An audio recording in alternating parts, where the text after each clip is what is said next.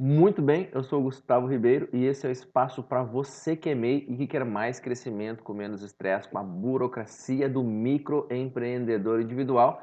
Seja bem-vindo ao quadro Perguntas e Respostas do MEI, esse quadro que vai ao ar todas as sextas-feiras e onde eu procuro responder as dúvidas, as principais dúvidas, as dúvidas mais recorrentes que eu recebi aqui ao longo da semana no nosso canal, lá no nosso perfil no Instagram. Ok? Até inclusive se você não me segue ainda lá no Instagram, tem o link aqui embaixo na descrição, tem conteúdo novo praticamente todos os dias por lá, tá ok? Não se esquece de se inscrever no canal e principalmente apertar no sininho para receber a notificação de todos os nossos novos conteúdos. Tem muito conteúdo já publicado e muito conteúdo que está chegando por aí. Tá, beleza? Vamos lá? Então, para a primeira pergunta da semana, está aqui ela. Minha esposa é MEI, está recebendo auxílio emergencial. Ela pode receber o auxílio maternidade normalmente? E outra pergunta, na verdade são duas perguntas dentro de uma só. Consegue receber os dois? Está se referindo aqui ao auxílio emergencial do governo. Não consegue receber os dois, ok? Se ela está recebendo hoje o auxílio emergencial do governo, no momento em que ela entrar com a solicitação do benefício de auxílio maternidade e ele for aprovado, automaticamente ela já vai no próximo mês deixar de receber o auxílio emergencial e receber somente o auxílio maternidade, que vale mais a pena, já que o auxílio aí é de R$ 600, né, enfim, e o auxílio maternidade, como meio, é de pelo menos aí um salário mínimo, né, então vale a pena receber, obviamente, somente o salário maternidade, mas não tem como receber os dois. Muito boa pergunta, ok? Vamos lá então para a segunda pergunta da semana. O que diz aqui? Vamos ver. Quantos dias a atualização consta no sistema?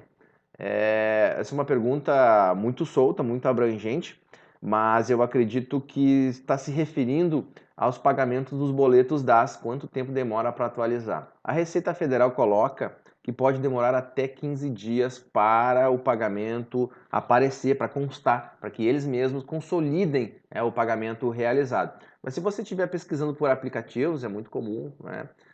A utilização de aplicativos por mês. Se você estiver utilizando aplicativos, pode demorar ainda um pouquinho mais, tá?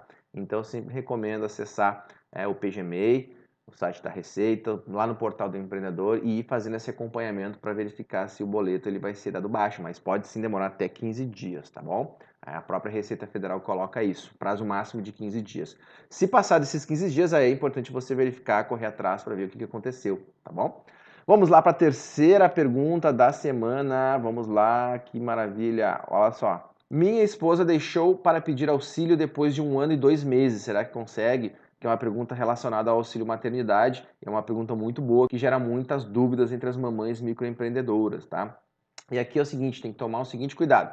O ano passado, em janeiro do ano passado, até junho, vigorou uma medida provisória, né, em que as mamães tinham no máximo até 180 dias para solicitar o auxílio maternidade, para dar entrada no auxílio maternidade. Até então o que nós tínhamos era uma regra de que até 5 anos após o nascimento era possível solicitar, requerer o auxílio maternidade. E o ano passado, durante então esses 6 meses em que a medida provisória teve vigência, durante aquele período, as mamães que tiveram filhos, né, as crianças que nasceram naquele período ali, as mamães têm somente 180 dias para dar entrada na solicitação, para solicitar, para requerer o auxílio maternidade. Então, eu não sei qual é o seu caso exatamente, mas 1 ano e 2 meses dá quase exatamente nesse período aí em que o prazo era de 180 dias. Depois essa medida provisória ela caiu, ela não vale mais atualmente, ela durou só 180 dias, ela não foi aprovada pelo Congresso, né, não virou lei, então foi só uma medida provisória, então durou provisoriamente durante 180 dias e atualmente é 5 anos aí o prazo para requerer o auxílio maternidade, tá bom? Muito boa pergunta aí. Então é importante você verificar aqui quando foi, né, que a sua esposa teve, quando foi que nasceu o seu filho ou a sua filha e ver se não ficou dentro desse período aí, de janeiro a junho do ano passado, tá bom? É uma pergunta bem técnica aí. Às vezes o governo muda algumas regras do INSS, de concessão de benefícios, e a gente tem que estar acompanhando. Então, nesse caso, a mudança ela durou somente por um prazo bem curto aí, atualmente não está valendo mais, tá? E aí nós chegamos na quarta pergunta. Essa é uma pergunta aqui que eu recebo bastante. Sou estrangeira, tenho MEI, mas para gerar o código de acesso do Simples pede o título, eu não tenho, como faço? Tem que fazer a declaração do imposto de renda da pessoa física, mesmo que não precisar, faz a declaração, você vai ter o recibo, no final da declaração você vai receber o recibo, esse recibo tem um número, você vai usar os 10 números desse recibo para conseguir gerar o seu código de acesso ao Simples Nacional. Então essa é a solução que você, estrangeiro ou estrangeira, tem para conseguir fazer a geração do seu código de acesso ao Simples Nacional, que é um código utilizado para vários processos, né?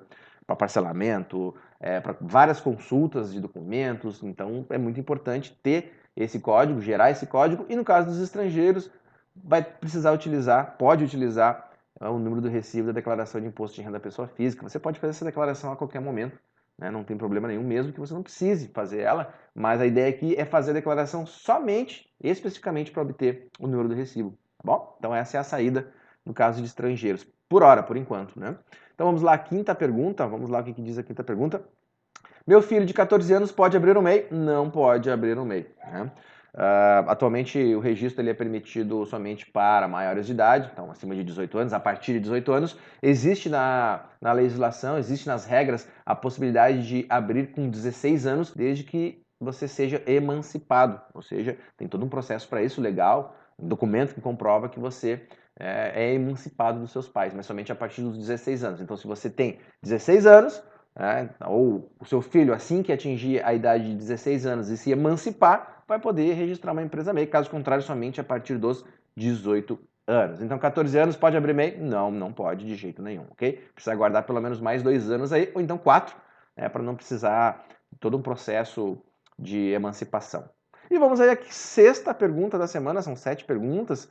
Essa é uma pergunta bem técnica, bem interessante mesmo. Olha só, emito nota pessoa física normalmente. Então aqui ela está dizendo que emite notas fiscais como pessoa física, e sabe que é possível fazer isso, é possível emitir notas fiscais como pessoa física, como um profissional autônomo. Pois tem o CCM na prefeitura, então ela é cadastrada lá na prefeitura para fazer a emissão de notas fiscais como pessoa física. Tá? Ela comenta aqui que também tem um MEI e quer saber se precisa optar por uma ou por outra forma para diminuir os meus impostos. Tá? Então aqui ela emite notas como pessoa física, mas também tem uma empresa MEI e quer saber se vale mais a pena continuar emitindo como pessoa física ou então emitir como MEI. Eu digo para você que com certeza vale mais a pena emitir nota fiscal como MEI. Por quê? Porque como MEI você paga uma carga tributária mensal fixa, independentemente se você vender, faturar R$1.000, R$2.000, R$3.000, R$5.000 no mês, você vai pagar um valor fixo que é pago lá no DAS. Aqui, emitindo nota como pessoa física, muito provavelmente você está pagando ISS. Isso pode mudar de prefeitura para prefeitura. Em São Paulo, algumas categorias são isentas de ISS, não sei se é o seu caso, né? Mas enfim, você pode pagar a alíquota de ISS, pode ter a retenção, se você vender para pessoa jurídica, eles vão solicitar e cobrar de você a retenção de INSS e também de imposto de renda da pessoa física. Então, vale muito mais a pena você emitir o seu documento fiscal, sua nota fiscal para os seus clientes como MEI. Provavelmente você está pagando hoje um valor bem considerável de impostos que, como MEI, você não iria pagar, já que, como eu comentei, você paga somente uma carga tributária fixa todos os meses. Esse é o grande ganho que os microempreendedores individuais têm, essa possibilidade de alavancar suas vendas sem necessariamente ter que também ter um custo com a questão tributária maior. Então esse é um grande ganho. O microempreendedor, se faturar R$1.000, vai pagar o mesmo valor de impostos, se faturar R$5.000 no mês, vai pagar a mesma carga tributária. Já como pessoa física, ao emitir nota fiscal, você vai pagar uma alíquota aí que vai incidir sobre o valor dessa venda.